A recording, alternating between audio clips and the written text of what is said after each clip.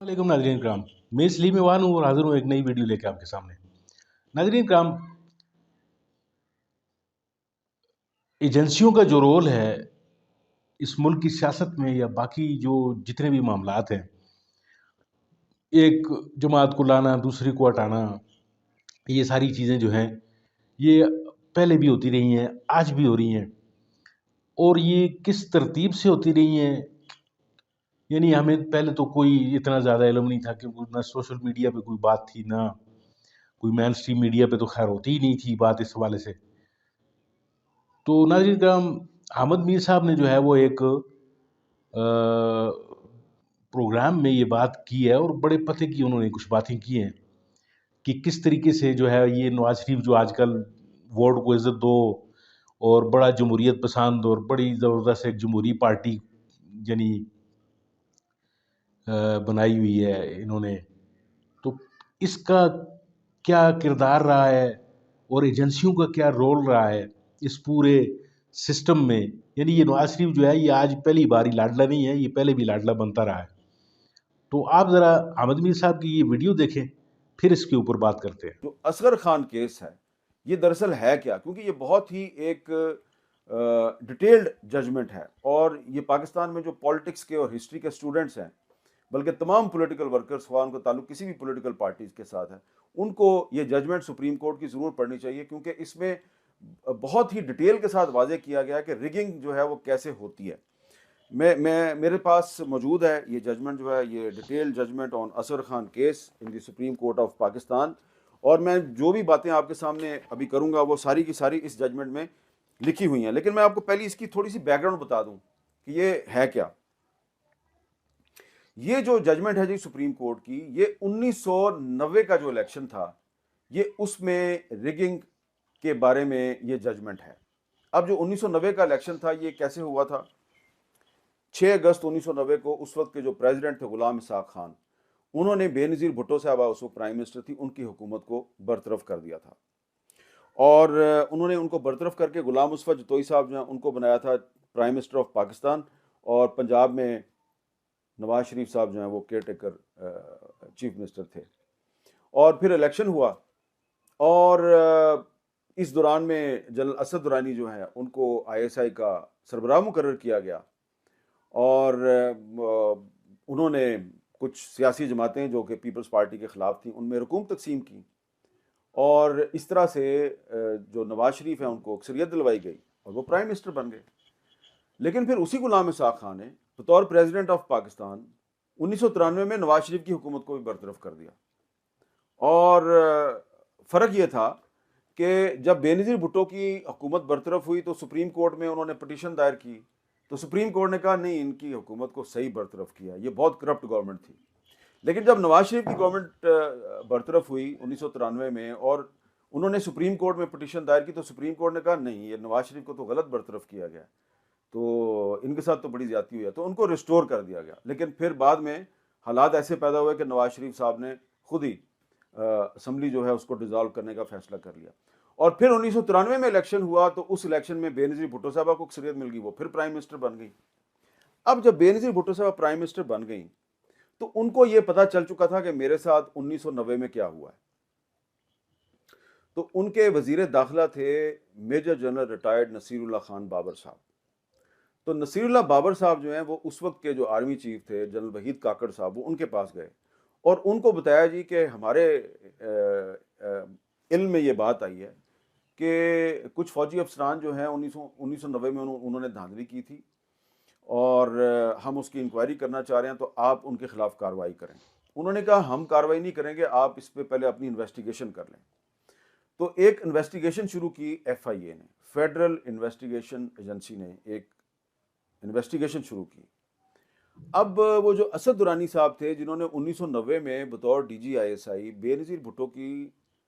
जो पार्टी है उसको आइसोलेट करने के लिए, उसको हराने के लिए सियासतदानों में पैसे बांटे थे, धांधली कराई थी, तो वो रिटायर हो चुके थे।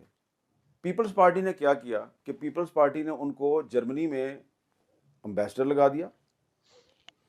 और उसके बाद जो FIA है उसने असद दुरानी साहब से कहा کہ جناب یہ آپ نے تو 1990 میں دھاندلی کی تھی، ہم اس کی انکوائری کر رہے ہیں اور ہم نے army chief general Waheed Kakar سے بھی پوچھ لیا، تو ذرا اپنا ایک اسٹیٹمنٹ دیں۔ اب کیونکہ وہ امبیسڈر بنے ہوئے تھے جرمنی میں، انہوں نے نوکری بچانی تھی، تو انہوں نے جناب ایک حلفیہ بیان لکھ کے دے دیا جنرل نصیر اللہ بابر کو، اور اس میں انہوں نے یہ لکھ دیا کہ بطور D G I S I میں نے 1990 کے الیکشن میں کن کن سیاستدانوں کو ڈونیشن دی، یعنی کہ جو رقم دی گئی وہ ڈونیشن کے نام پہ تھی۔ اور اس کے بعد جو نصیر اللہ بابر صاحب ہیں انہوں نے کچھ عرصہ تو خاموشی اختیار کی، اور پھر انہوں نے فلور آف دی ہاؤس پہ، قومی اسمبلی کے جو فلور آف دی ہاؤس پہ انہوں نے ایک تقریر کر دی اور کہا جی یہ دیکھیں میرے پاس ایفیڈیوٹ ہے اسد درانی کا، اور اس نے بتایا ہے کہ جی 1990 کے الیکشن میں دھاندلی ہوئی تھی۔ اب یہ جو تقریر تھی قومی اسمبلی میں، یہ نصیر اللہ بابر صاحب نے کی 1996 میں، جب ان کو پتہ چلا کہ اب دوبارہ ہماری حکومت جو ہے اس کے خلاف کانسپیریسی شروع ہو چکی ہے اور ہمیں نکالا جائے گا، تو انہوں نے پریمپٹیو میئر کے طور پہ ایک کاؤنٹر ایکشن کیا اور تقریر کی اور کہا جی کہ ہمارے خلاف آئی ایس آئی نے 1990 میں ہمارے خلاف کانسپیریسی کی تھی۔ تو جب انہوں نے وہ تقریر کی تو جو ایئر مارشل اصغر خان ہیں جو کہ تحریک استقلال کے سربراہ تھے، انہوں نے سپریم کورٹ میں ایک پٹیشن دائر کر دی، اور اس پٹیشن میں انہوں نے کہا جی کہ یہ نصیر اللہ بابر صاحب نے جو تقریر کی ہے اس کی روشنی میں جنرل اسلم بیگ اور اسد درانی کے خلاف کارروائی کی جائے۔ ناظرین کرام، ویڈیو آپ نے دیکھی ہے اور آپ نے جس طرح کہ سنا کہ احمد میر صاحب جو ہیں وہ بڑے پرامیننٹ اور بڑے جید صحافی ہیں، بڑے انہوں نے زمانے کے سرد و گرم دیکھے ہیں، بڑے ان کا ایکسپیرینس ہے صحافت میں، اور بڑا باریکی سے چیزوں کا مطالعہ کرتے ہیں اور دیکھتے ہیں۔ تو ناظرین کرام، جس طریقے سے انہوں نے فرمایا کہ کس طرح ایجنسیاں جو ہیں وہ مینوپولیٹ کرتی ہیں چیزوں کو، کس طریقے سے کردار ادا کیا جاتا ہے، پھر جیسے انہوں نے اسد درانی صاحب کا جو ہے وہ D G I S I تھے نواز شریف کے زمانے میں 1990 کی، جو بات وہ بتا رہے ہیں، کس طریقے سے انہوں نے پیسے بانٹے مختلف جو ہے وہ سیاسی پارٹیوں میں، اور کس طریقے سے جو ہے وہ آئی جی آئی نامی ایک جو ہے وہ اتحاد بنایا گیا وہاں پہ بے نظیر کی حکومت جو ہے وہ گرانے کے لیے، یعنی کیا کیا چیزیں جو ہیں وہ استعمال ہوتی رہی، اور کیسے کیسے لوگ جو ہیں وہ ان ایجنسیوں کے ہاتھوں میں کھیلتے رہے، اسٹیبلشمنٹ کے ہاتھوں میں کھیلتے رہے، اور یہ نواز شریف سمیت، یعنی پھر بے نظیر کی بات بھی جب آتی ہے تو پھر بے نظیر صاحبہ جو ہے وہ بھی اپنے، ظاہر ہے اب ان لوگوں کا جو ہے وہ اوڑھنا بچھونا جن لوگوں کا اقتدار بن جائے تو پھر وہ کسی بھی ایسے حربے سے نہیں چوکتے کہ جس سے وہ اقتدار میں ہر وقت موجود رہیں۔